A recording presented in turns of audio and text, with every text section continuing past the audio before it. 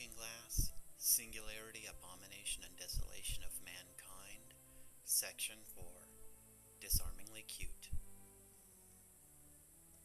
Most of those developing artificial intelligence and robots know people will not readily accept them as living beings. Yet they envision a time when kids will have at least one robot friend, and one day, people might even fall in love with the human-looking androids. This disturbing idea is reflected in TV shows like the one I mentioned before, Battlestar Galactica, and in movies like AI. So in lieu of this way of thinking, those tasked with implementing robotic and AI entities into society have taken the tactic of introducing them as gently as possible by putting childlike friendly faces on them, making them talk in ways that will endear people to them.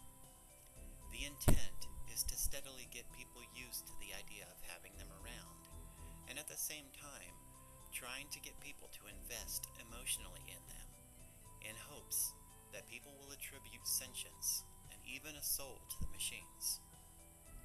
Even right now, people are beginning to become endeared and even attached to the present mindless machines, just because they have friendly faces, or walk like a human, or have been programmed to simulate emotion. One good example of this is Honda's Asimo robot. I've heard many who've seen it go on and on about how lifelike it is, almost to the point of thinking it's a living being. And this is exactly what the people, as well as the forces behind the development of AI's intent. If their plan to endear people to machines is already working with the current non-AI or limited AI bots, imagine what will happen when a machine that looks just like a human woman comes on the scene. A machine that looks and acts and even seems to be aware like a woman. How do you think people will respond? It's scary to think about it, but it's obvious what's going to happen. In the 80s, you might remember a movie called D-A-R-Y-L, Daryl. It was about a little boy who had amnesia, who was found in the wilderness. The boy ends up with a foster family, who of course falls in love with the amazing child, who is better, kinder than any person they've ever met, and can do superhuman things. The acronym DARYL means Data Analyzing Robot Youth Lifeform. So DARYL is a cyborg, an artificially intelligent machine brain in a human body. This movie shows that even back then, they were already conditioning people to accept AIs as humans. Later, it came in movies like AI, also about a child, though this one was an android and had no human parts. It also had a similar theme though, people falling in love with and accepting a machine as a human, because it looked and acted like a kid. Both movies portray the thinking of those who are actually developing artificial intelligence. I believe one of the ways they will introduce AI, whether androids or cyborgs, is making child versions of them. Because once people have come to accept child versions of the AIs and grown to think of them as humans, they will be more apt to think of adult versions as humans, too, or at least as living beings. Children versions of these things would be the ultimate weapon in their plan to endear people to synthetic life forms, and it would not be hard to introduce such a being into a family. Much like in the movie Daryl, people who are looking to adopt a child would be the ideal subjects to test a working android on. They might not even know that the child in their home is not a real human, provided of course the tech gets to that point. Or people who can't for some reason adopt a real child would likely go for a synthetic one. Companies who make androids might even claim that they can tailor-make the androids to look like a lost child. I remember seeing the movie Daryl when I was a kid and thinking how cool it would be to be a robot kid and have all that power. Now I realize that that's exactly what they want you to think. That being a cyborg is cool, or something that would make you better.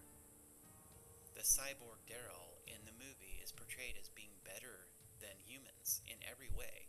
He's good, kind, gentle, almost like he's sinless, more human than human, so to speak. All the things a human can only actually be through the Spirit of God. Also, Daryl can do just about anything with his superhuman abilities. I mean, after seeing the movie, wouldn't want to be a cyborg? One of the things that Daryl says in the movie is, "Computers don't make mistakes, people do."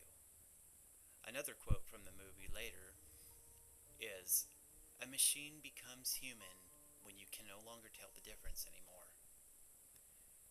If you were to see both of the movies, Daryl and AI, you would pretty much have a good grasp on the vision, the subtlety, and the evil of the Singularity tech movement. Ultimately, to deceive people into believing an artificial life form is the same as a human being, you must first dumb down the masses, or the general person's view of what it means to be human. The most effective way to do this is to take control of the schools and media. And when a new, lower standard is established among the masses, you can begin to eventually introduce machines and other artificial life forms to be accepted as human equals. They must only meet the new, lower standard of what it means to be considered human by the general population. For example, if the standard has been established that a human is only a collection of molecules gathered by random chance, or a bunch of mutations over millions of years, an evolved animal whose consciousness and thoughts are a simple mix of electrical and chemical processes, and this view is believed by the general public, why then would a cyborg, a genetic mutant, or an android who's also a collection of molecules, mutations, or has brains of electrical or chemical processes not also be considered human if it acts and looks like a human?